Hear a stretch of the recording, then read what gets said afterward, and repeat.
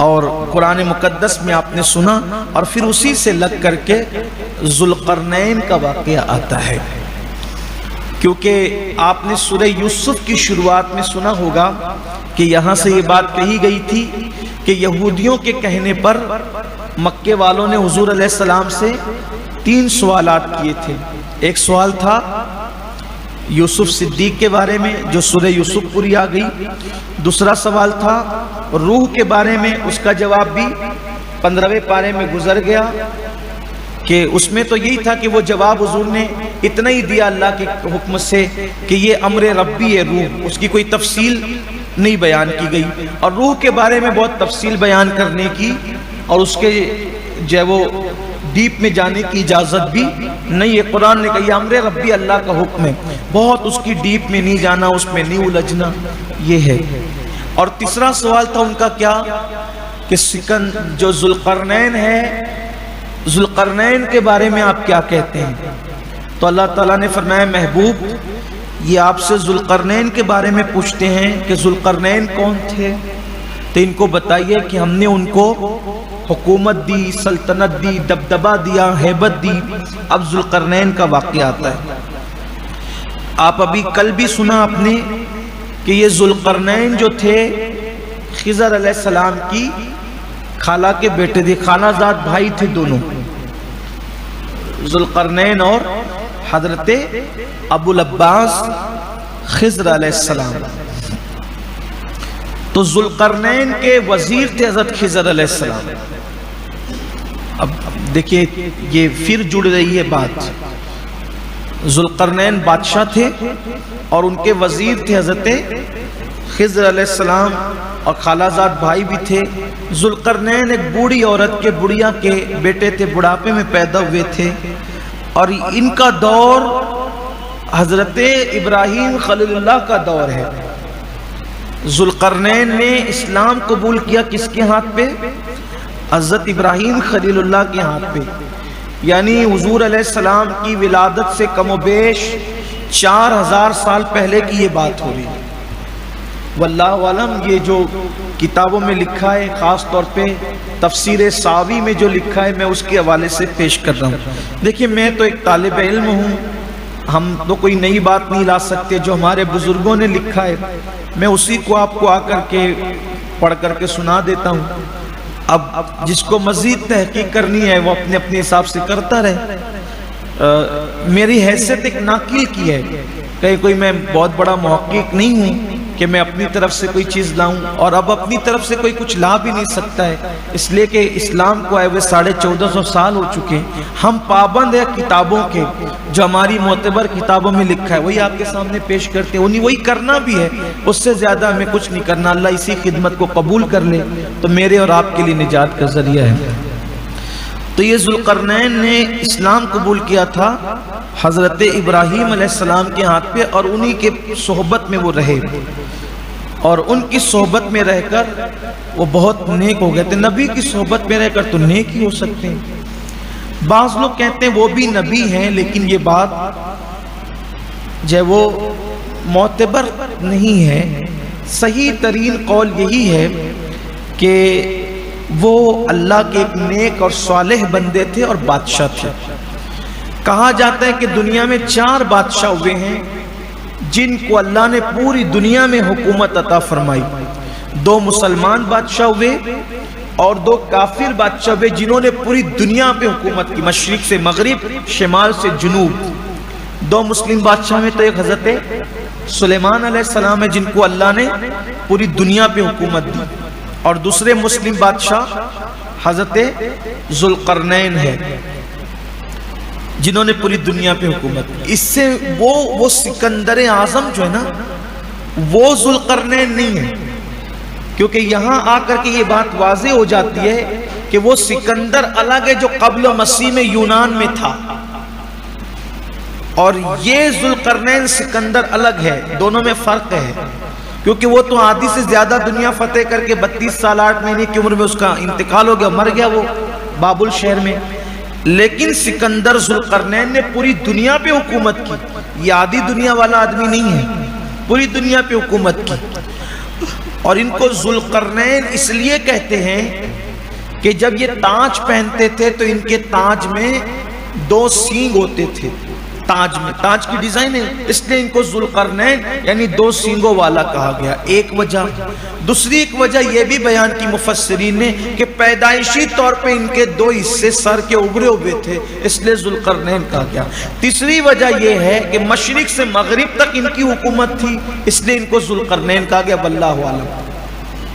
ان کے نام میں بہت اختلاف ہے، اس لیے اس کا تذکرہ ہی نہیں کرتے، اس کو چھوڑ دیتے۔ ان کو بہت شوق تھا اور طلب تھی کہ آب حیات مجھے بھی مل جائے تاکہ میں ہمیشہ جیوں، اور یہ چلے تھے آب حیات کے لیے، آپ نے کل سن لیا، لیکن بہت دور گئے، بہت دور نکلے، لیکن ان کو نہیں، بھئی تقدیر کی بات ہے، ڈھونڈنے والا ڈھونڈتا ہے، لیکن مل گیا حضرت خضر علیہ السلام کو، اس لیے وہ زندہ رہے۔ ذوالقرنین کا جو واقعہ آیا ہے قرآن شریف میں، تو خاص طور پہ اللہ نے ان کے 3 سفر کو بیان فرمایا، حضرت ذوالقرنین کے 3 سفر کو۔ اچھا ایک بات اور اس کو پوری کر دوں تاکہ بات ہو جائے۔ 2 بادشاہ مسلمان ہوئے، سلیمان علیہ السلام اور حضرت ذوالقرنین، اور 2 بادشاہ کافر ہوئے، ایک بخت نصر اور ایک نمرود، ان دونوں نے پوری دنیا پہ حکومت کی۔ اب تیسرے آخری بادشاہ آئیں گے اور جو پوری دنیا پہ حکومت کریں گے وہ ہے امام محمد مہدی رضی اللہ تعالیٰ، امام مہدی رضی اللہ تعالیٰ عنہ، وہ آئیں گے اور وہ پوری دنیا پہ حکومت کریں گے قیامت کے قریب قیامت۔ تو سکندر ذوالقرنین کے 3 سفر ہیں۔ اللہ تعالیٰ نے قرآن میں فرمایا ایک سفر ان کا ہے جو مغرب کی طرف ہے، پہلا سفر، یہ پہلا سفر مغرب کی طرف انہوں نے کیا، تو وہ جو سفر تھا وہ ان کا آب حیات کی تلاش میں تھا۔ وہ تلاش کرتے کرتے اصل میں انہوں نے سام بن نوح،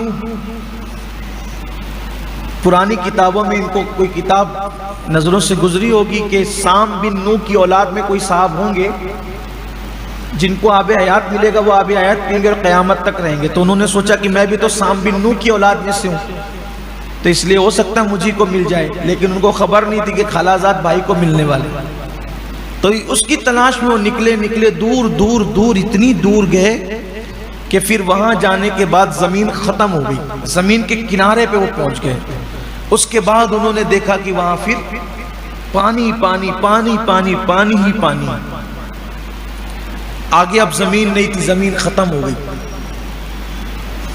تو اللہ فرماتا ہے کہ انہوں نے وہاں سورج کو دیکھا کہ سورج ڈوب رہا تھا، تو ایسا لگ رہا تھا کہ جیسے سورج کیچڑ میں ڈوب رہا ہے، کہ سورج کیچڑ میں نہیں ڈوبتا، لیکن سمندر کے پاس کھڑے رہو تو ایسا ہی لگتا ہے کہ جیسے سورج سمندر میں غرق ہو رہا ہے، حالانکہ ایسا نہیں ہوتا۔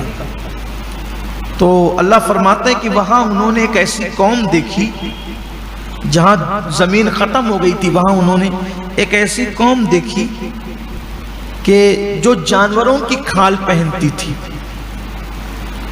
جانوروں کی کھال پہنتی تھی، اور اس کے علاوہ ان کے بدن پہ کچھ نہیں ہوتا تھا، اور دریائی مردہ جانور ان کی غذا تھی۔ تو حضرت ذوالقرنین نے دیکھا کہ بڑے طاقتور لوگ ہیں وہ، تو آپ نے چاروں طرف سے ان کو گھیر لیا، اور جب گھیراؤ ڈال کر ان کو بے بس کر دیا تو آپ نے ان پر دین پیش کیا، اسلام پیش کیا، جو ایمان لائے وہ ایمان لائے، جو نہیں لائے تو وہ ان کے ہاتھوں سے قتل ہو گئے۔ تو جو ایمان لائے تو آپ نے ان کو اپنی فوج میں شامل کر لیا، ان کی مزید تربیت کی، اور پھر آپ نے دوسرا سفر کیا مشرق کی طرف۔ سکندر ذوالقرنین نے جب مشرق کی طرف سفر کیا تو گئے اتنا آگے گئے کہ زمین کے دوسرے کنارے پر پہنچ گئے آپ، اور وہاں آپ نے سورج کو نکلتے دیکھا کہ جہاں سے سورج نکل رہا تھا، طلوع ہو رہا تھا، وہاں بھی آپ نے دیکھا تو ایسی قوم تھی جیسے ادھر دیکھی تھی مغرب میں، تو وہ بھی بڑے مضبوط لوگ تھے، کچھ کفر پر اڑ گئے تو ان کو تہ کر دیا، جو ایمان لے آئے تو ان کو بھی ساتھ میں شامل کیا۔ پھر آپ نے تیسرا سفر کیا شمال کی طرف، یہ سفر بہت اہمیتوں کا حامل ہے۔ تیسرا سفر، 3 سفر میں یہ تیسرا بیان کیا گیا، 2 سفر آپ نے سن لیا، تیسرا سفر بڑا اہمیت کا حامل ہے۔ تیسرا سفر جو انہوں نے کیا شمال کی طرف، تو آپ وہاں پہنچے جہاں پر ایک ایسی قوم رہتی تھی کہ ان کو یہ بھی شعور نہیں تھا کہ کپڑے بھی پہنے جاتے ہیں، اور ان کی زبان ایسی تھی کہ وہ حضرت سکندر ذوالقرنین کو سمجھ نہیں آتی تھی، اور ان کی زبان ان کو سمجھ نہیں آتی تھی۔ لیکن انہوں نے اشارے سے یا کسی ترجمان سے، جس ذریعے سے بھی، ذوالقرنین کے پاس انہوں نے ایک بات رکھی بمشکل تمام کہ ہم لوگ آپ کی مدد چاہتے ہیں، ہمیں آپ کی امداد چاہیے، کیونکہ یہاں ایک ایسی قوم ہے جس کو یاجوج ماجوج کہتے ہیں۔ یہ یاجوج ماجوج جو قوم ہے یہ آتی ہے اور آنے کے بعد ہماری ساری فصلیں اجاڑ دیتی ہے، انسان بھی کھا جاتے ہیں، جانور بھی کھا جاتے ہیں، پرندے چرندے جو ہاتھ آتا ہے سب کھا جاتے ہیں، بہت پریشان کر رکھا ہے انہوں نے۔ آپ ہماری مدد فرمائیں، مدد کریں آپ ہماری، وہ بہت جنگجو لوگ ہیں، کوئی ان کا مقابلہ نہیں کر سکتا۔ حضرت ذوالقرنین کو انہوں نے کہا اگر آپ کہیں تو ہم کچھ چندہ اکٹھا کر کے آپ کو دے دیں، کچھ پیسے آپ کو دے دیں، آپ ہماری کچھ مدد کریں۔ آپ نے فرمایا کہ مجھے اس کی کوئی ضرورت نہیں، اللہ نے مجھے بہت دیا ہے، تم نے مجھے مدد کے لیے کہا، میں تمہاری مدد کروں گا۔ تو آپ نے فرمایا لیکن ذرا میں اس قوم کو دیکھوں، یاجوج ماجوج کو میں دیکھنا چاہتا ہوں۔ انہوں نے منع کیا آپ نہ جائیں، وہ بڑے خونخوار لوگ ہیں، انسان بھی کھا جاتے ہیں وہ۔ یہ بھی حضرت آدم علیہ السلام کی اولاد ہی میں سے ہے، یاجوج ماجوج ایک قوم ہے، اللہ کی شان۔ یہ یافس بن نوح کی اولاد میں سے، اور نوح علیہ السلام حضرت آدم علیہ السلام کی اولاد میں سے۔ حضرت نوح علیہ السلام کے 3 بیٹوں سے نسل چلی ہے نا، سام بن نوح، حام بن نوح اور یافس بن نوح۔ تو یہ جو یاجوج ماجوج ہے یہ یافس بن نوح کی اولاد میں سے، اور پوری دنیا کے اندر عرب میں، عجم میں، یہ گویا کہ ایشیا وغیرہ میں جو اولاد ہے یہ سب سام بن نوح کی اولاد ہے، یعنی ہم لوگ بھی سب چونکہ عجم میں رہتے ہیں تو مفسرین کے قول کے مطابق سام بن نوح کی اولاد میں سے۔ اکثر انبیاء کرام حضرت سام بن نوح کی اولاد ہے، اکثر سب کا شجر نسب سارے انبیاء کا کم و بیش سام بن نوح کی اولاد سے جا کے ملتا ہے۔ یہ مفسرین کی تحقیق ہے، کوئی حتمی بات میں نہیں کر رہا ہوں، مزید اور بھی کوئی تحقیق پیش کر سکتا ہے اس پر۔ تو یہ جو یاجوج ماجوج ہے یہ یافس بن نوح کی اولاد میں سے۔ تو ذوالقرنین نے کہا کہ میں ذرا دیکھوں، تو ان کو منع کیا، لیکن کہا نہیں، اللہ نے مجھے ہیبت دی، طاقت دی، میں ان کو نپٹ لوں گا اگر وہ مجھے پکڑیں گے تو ان کی بستیوں میں گئے حضرت ذوالقرنین، اور پھر بتایا جاتا ہے کہ ان میں 3 کیٹیگری کے لوگ ہیں، یاجوج ماجوج 3 کیٹیگری کے لوگ ہیں۔ ایک تو ان کے قد بہت لمبے قد کے، 40 ہاتھ لمبے ان کے قد ہیں، اور ان کی چوڑائی جو ہے وہ 20 ہاتھ، لمبائی 40 ہاتھ اور چوڑائی 20 ہاتھ۔ اور دوسری کیٹیگری ہے کہ ان کی لمبائی اور چوڑائی دونوں برابر ہے، اور تیسری کیٹیگری اتنے چھوٹے ہیں ایک بالشت بھر کے ہیں، اتنے چھوٹے بھی، یعنی 3 کیٹیگری ہے ان کی یاجوج ماجوج کی۔ لیکن تینوں کی خصوصیت کان کے معاملے میں ایک ہی ہے، ان کے کان بڑے ہوتے ہیں، ایک کان کو بچھا کے سوتے ہیں، دوسرے کان کو اوڑھ لیتے ہیں، یہ ان کی حالت ہے، اللہ کی شان ہے یہ۔ فَبِأَيِّ آلَاءِ رَبِّكُمَا تُكَذِّبَانِ۔ اللہ کی کون کون سی نعمت کو، یہ مت سمجھو کہ ہم ہی ہم ہیں، ہم ہی ہم نہیں ہیں، ہمارے سوا بھی اور ہیں۔ کارخانہ قدرت میں بہت سجاوٹ ہے، اصل میں یہ ہے کہ ہمارے پاس علم نہیں ہے، اس وجہ سے ہم لوگ بس اپنی گویا کے کنویں کی دنیا میں مست ہے۔ قرآن کھول رہا ہے، اور جتنے بڑے مفسر کی بات آپ تحقیق میں جائیں گے، اتنی آپ کو مزید علم کے دریا ملتے جائیں گے، علم کے سمندر ملتے جائیں گے، آپ اس میں غوطہ-زن ہوتے جائیں گے۔ یہ حال ہے ان کا تینوں کا۔ لیکن وہ جانور، انسان، چرند، پرند، کھیت کھلیان کھا جاتے ہیں۔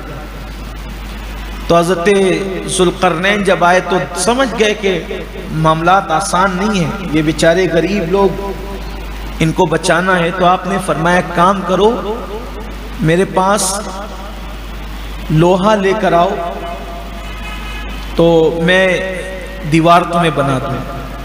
تو دو طرف سے پہاڑ تھے اونچے اونچے، ادھر سے وہ آ نہیں سکتے تھے۔ پہاڑ کے بیچ میں بتایا جاتا ہے کہ تقریباً 50 میل کا ایک کھلا ہوا راستہ تھا، تو اس سے وہ آتے تھے۔ تو حضرت ذوالقرنین نے بڑا کام کیا کہ اس کے اندر آپ نے کھدائی شروع کروائی، اور اس وقت تک کھودتے رہے جب تک پانی نہ لگ گیا، اور جب پانی لگا تو اس میں پتھر ڈالی، پتھر ڈال کر کے اونچائی میں تقریباً جو ہے وہ 50 ہاتھ تک، الگ الگ تفاسیر میں الگ الگ اس کی لمبائی بیان کی گئی ہے، 50 ہاتھ تک جو ہے وہ اس میں آپ نے پتھر ڈلوا کر کے، لوہے کی چادریں بچھا کر کے، اس میں کوئلہ بھرا، لکڑی بھری، اور اس میں آگ لگا دی۔ اور جب وہ آگ لگی پتھروں کے اندر اور وہ لوہے کی جالیاں بچھانے کے بعد، تو تانبا پگھلا کر کے اس کے اوپر ڈال دیا، تو وہ دیوار اتنی مضبوط ہو گئی، ایسا لگتا تھا جیسے زمین سے ان دونوں پہاڑ کے بیچ میں کوئی تیسرا پہاڑ نکل آیا۔ یہ ذوالقرنین کا کارنامہ ہے، جسے قرآن نے یہودیوں کے پوچھنے پر، مکے والوں کے ذریعے سے یہودیوں نے پوچھا تھا، جس کو قرآن نے بیان کیا۔ اب جب اتنی مضبوط دیوار دیکھی تو وہ وہاں جو قوم رہتی تھی، جو یاجوج ماجوج سے پریشان تھی، وہ خوش ہو کر کے کہا کہ تم نے تو بڑا کام کیا۔ دیکھو قرآن نیک لوگوں کی کیسی صفت بیان کرتا ہے۔ تو یاجوج ماجوج کے بچاؤ کے لیے جو وہ دیوار بنی تھی، تو حضرت ذوالقرنین نے کہا اس میں میرا کچھ نہیں ہے، یہ میرے اللہ کی رحمت ہے۔ یعنی کتنا بھی بڑا کام کر لو تو اپنے آپ کو بڑا مت سمجھو، اس کا کریڈٹ میں نے کیا کرنا نہیں، اللہ نے لے لیا، کہا یہ اللہ کی رحمت ہے۔ ذوالقرنین کا یہ خلوص اللہ کو اتنا پسند آیا کہ پھر بتا دیا گیا کہ جو کام اخلاص سے کیا جاتا ہے اس کی وہ باقی رہتا ہے، جو کام اخلاص سے کیا جاتا ہے باقی رہتا ہے۔ تو انہوں نے کیا تھا اخلاص سے ان غریبوں کی حفاظت کے لیے، تو اللہ نے فرمایا کہ اب وہ دیوار قیامت تک باقی رہے، جب تک اللہ کا حکم نہیں آ جاتا تب تک وہ باقی رہے گی۔ روزانہ یاجوج ماجوج، اب آپ سن چکے کتنے طاقتور ہوں گے وہ بھائی، جو 40 ہاتھ لمبے ہوں، 20 ہاتھ چوڑے ہوں، 40 ہاتھ چوڑے، 40 ہاتھ لمبے، اور پھر ان میں چھوٹے چھوٹے، تو وہ کیا نہیں کر سکتے، وہ روز آتے ہیں، ابھی بھی آتے ہیں۔ حدیث پاک میں آیا ہے، وہ حدیث بھی پیش کر دیتا ہوں آپ کے سامنے۔ ایک دن اللہ کے رسول علیہ الصلوۃ والتسلیم نے دجال کا ذکر کیا، اور دجال کا ذکر کیا، فرمایا کہ وہ آئے گا، یہ ہوگا، ساری تفصیل جو میں پہلے بیان کر چکا ہوں۔ اور دجال کے بارے میں آقا نے فرمایا کہ اس کی ایک آنکھ نہیں ہوگی، یعنی اس کے ڈھیلا نہیں ہوگا آنکھ کا، جو اندر آنکھ میں ڈھیلا ہوتا ہے وہ آنکھ کا ڈھیلا نہیں ہوگا، وہ کانا ہوگا، اس لیے اس کو کانا دجال کہا جاتا ہے۔ وہ آئے گا تو اپنے شعبدے بازی سے ایسا بھی کرے گا، آسمان کو حکم دے گا تو وہ پانی برسا دے گا۔ دجال کہے گا پانی برسا، شعبدے کی وجہ سے، استدراجی کیفیت کی وجہ سے پانی برسا تو پانی برس جائے گا۔ زمین کو کہے گا کہ سبزہ اگا تو سبزہ اگ پڑے گا۔ اسی طریقے سے ایک آدمی کو بلا کے وہ قتل کر دے گا تو اس کے 2 ٹکڑے ہو جائیں گے۔ دو ٹکڑے ہونے کے بعد وہ لاشا اس کا پڑا رہے گا تڑپتے ہوتے، وہ بلائے گا تو وہ ہنستے ہوئے خوشی خوشی واپس آ جائے گا. یعنی یہ سب دجال کرے گا. بہت کم لوگ ہوں گے جو اس کے فتنے سے محفوظ ہوں گے.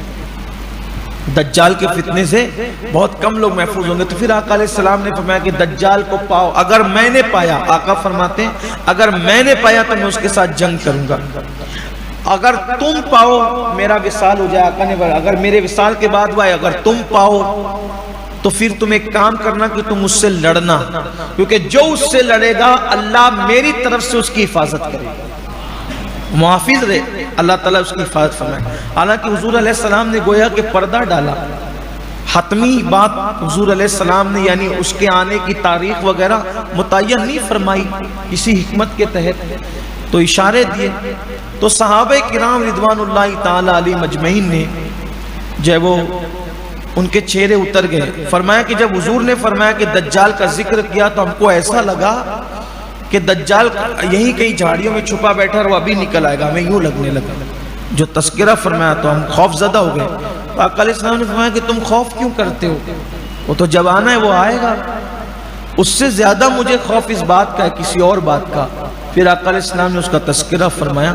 پھر حضور علیہ السلام نے پھر یاجوج ماجوج کا ذکر فرمایا کہ ایک قوم ہوگی یاجوج ماجوج، تو وہ جو دیوار سکندر نے بنائی ہے روزانہ آ کر اس کو توڑتے ہیں وہ، اور جب توڑتے توڑتے اتنی وہ ٹوٹ جاتی ہے کہ سورج کی کرنیں نظر آنے لگتی ہیں.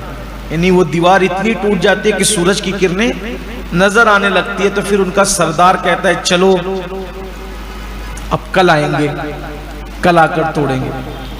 اب جب وہ کل کے لیے تھکار کے چلے جاتے ہیں تو جب کل آتے ہیں تو جہاں تک دیوار توڑی تھی اپنے آپ کو دیوار پھر بن جاتی ہے، اور پہلے جتنی مضبوط تھی اس سے زیادہ اور مضبوط ہو جاتی ہے.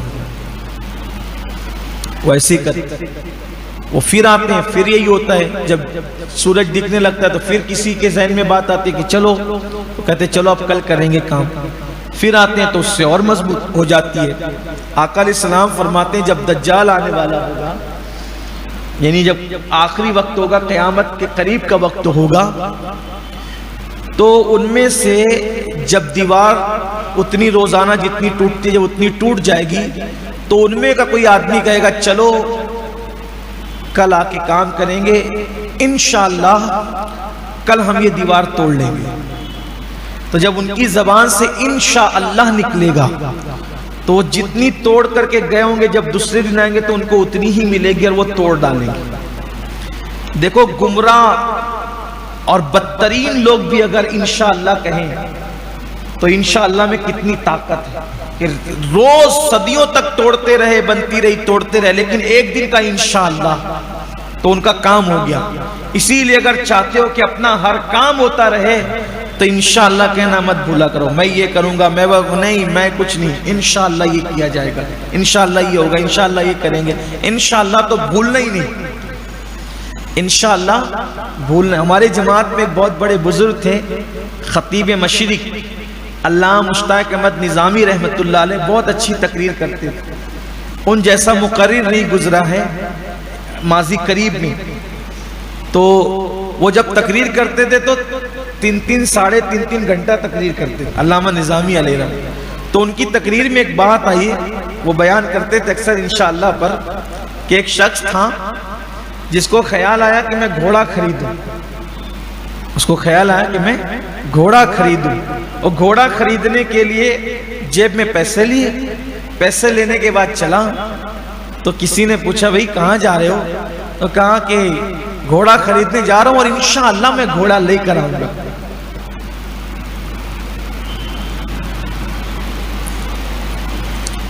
یا پھر ایسا ہوا کہ کسی نے پوچھا، معاف کیجئے، کسی نے پوچھا کہاں جا رہے ہو؟ تو کہا میں گھوڑا خریدنے جا رہا ہوں، گھوڑا لے کر آؤں گا. گھوڑا خریدنے جا رہا ہوں، گھوڑا لے کر آؤں گا. تو کسی نے کہا بھائی انشاءاللہ بول. تو کہا یہ بھی کوئی بات ہوئی بھائی، جیب میں پیسے موجود ہے، بازار میں گھوڑا موجود ہے، ملے گا نہیں تو پھر کیا ہوگا؟ کوئی دیندار رہا ہوگا، اس نے کہا کہ انشاءاللہ بولے سے بغیر انشاءاللہ کی بات نہیں کرتے، تو کہا کہ میری جیب میں پیسے ہیں، میں بازار میں جانے کے لیے نکلا ہوں، بازار میں گھوڑا ہے، پیسہ بھی ہے، گھوڑا بھی موجود ہے، جانا اور لانا، اس میں انشاءاللہ کا کیا معاملہ ہے؟ اس نے کہا ٹھیک، کوئی بات نہیں۔ آگے چلا، کسی نے جیب کاٹ لی، کسی نے جیب کاٹ لی، جیب کٹ گئی تو واپس آئے، کیا ہوا گھوڑا نہیں لائے؟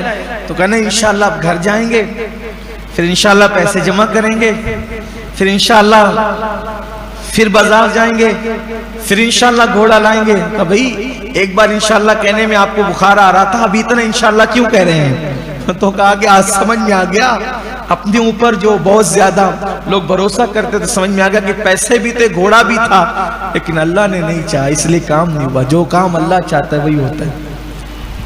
میں نے بچپنے میں ان کی تقریر سنی تھی کبھی، بہت پہلے، اس سے ہلکا سا دھندلا سا یہ اقتباس ان کی تقریر کا یاد آ گیا، تو میں نے آپ کے سامنے پیش کر دی۔ اس لیے کہتا ہوں کہ نہ جیب کے پیسوں پہ بھروسہ کرو، نہ بازار اور مارکیٹ کی چیزوں پہ بھروسہ کرو، بھروسہ اللہ کی ذات پہ کرو، وہ جو چاہتا ہے وہی ہوتا ہے۔